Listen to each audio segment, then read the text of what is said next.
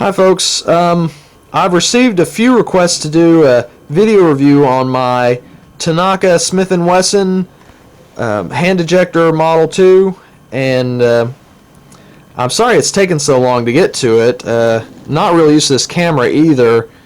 I don't have a tripod or anything, so just bear with me.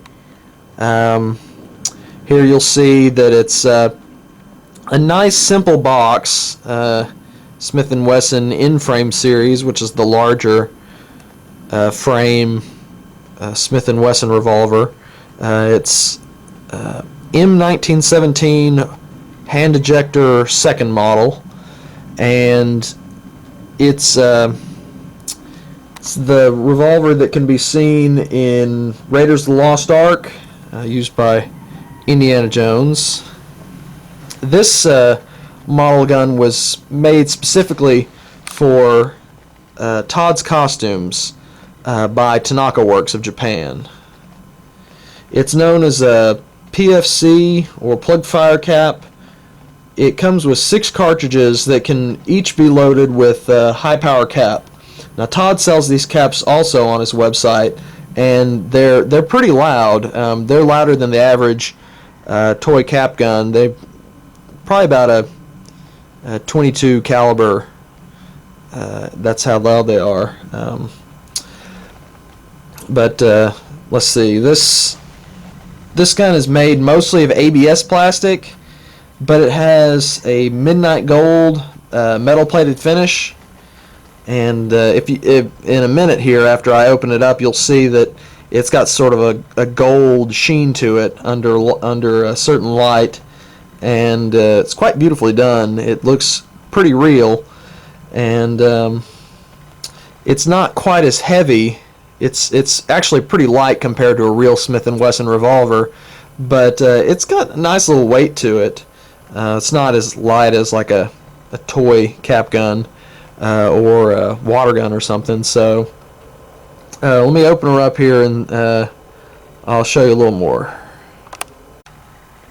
First, you'll see the instructions printed by Tanaka, and it's mostly in Japanese, as you can see. The picture on the very front says M29, which is the 44 Magnum, which was made popular by Dirty Harry. Since it's an in-frame revolver, the Model 29 shares the same frame as this Smith & Wesson hand ejector.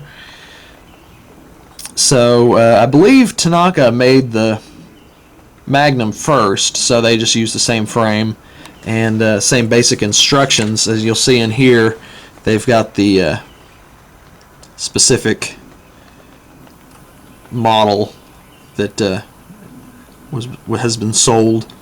And here's the instructions on loading the caps, and it's all in Japanese, but it's pretty self-explanatory.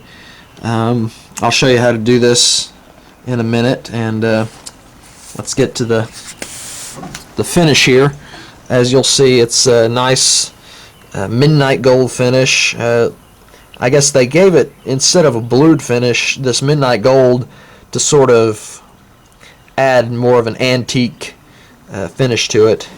And the only real drawback to this model is the barrel.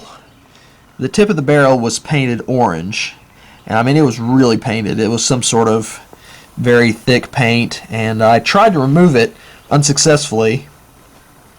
I eventually resorted to spray paint. I just taped it off here and sprayed the rest of it, and it looks halfway decent. For my pictures and everything, it looks pretty good, and from a distance. I would not recommend doing this if you ever want to use this as a costume piece, because it looks very real and can be easily mistaken for a real gun. So just be careful if you do choose to do this, because it was painted orange in Japan at the request of Todd's Costumes, because Some of you might know that the United States has some pretty strict regulations about non-guns, toy guns looking real and everything, so just be careful and you won't get in any trouble. A couple other things I want to mention here is some very nice details. I don't know how well you'll be able to see, but the barrel has engraved, much like the real gun, Smith & Wesson 455, which is the caliber that the gun was chambered for in Raiders. And here you'll see the Smith & Wesson gold medallions and on the grips on both sides. And the grips are really nice. I mean, they're plastic, but they look like real wood, even close up. So the lanyard ring here for a lanyard string. Indy didn't use the lanyard string, but the ring was there the whole time, and it even turns a little bit, and I have it turned like it was in Raiders. So let me put this down and I'll pop open the cylinder. Now you can see here the 6 cartridges, which from this side look like real bullets, and they're very nice. I believe they're brass, and as you may or may not know, the reason this revolver is called the hand ejector is for this simple fact. The bullets can be ejected with this little rod here, and see, it's a nice finish there on the inside. And these dummy cartridges are the top here. You'll see there's a hole, and that's because you can unscrew it here. See how well I can do it with one hand.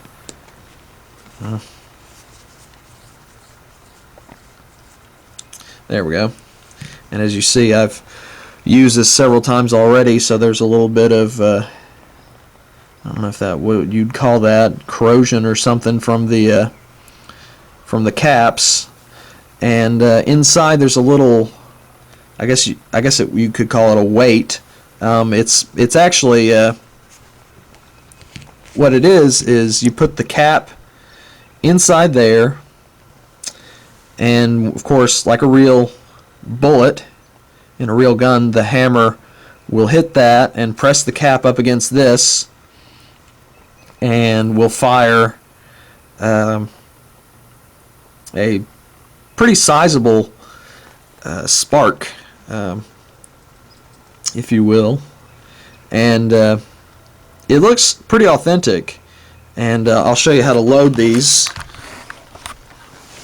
These are the caps here that can be purchased from Todd.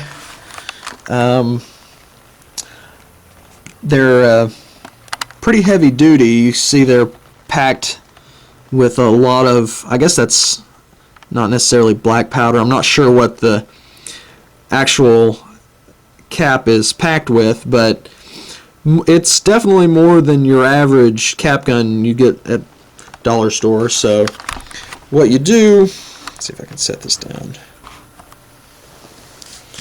Do as you see there, I've already used quite a few. What you do is here, simply take the cap, don't ever touch the inside. Gotta be really careful not to get any on your fingers. It won't burn or anything, but it will leave some residue. You stick it in like that, and it comes with a little rod here.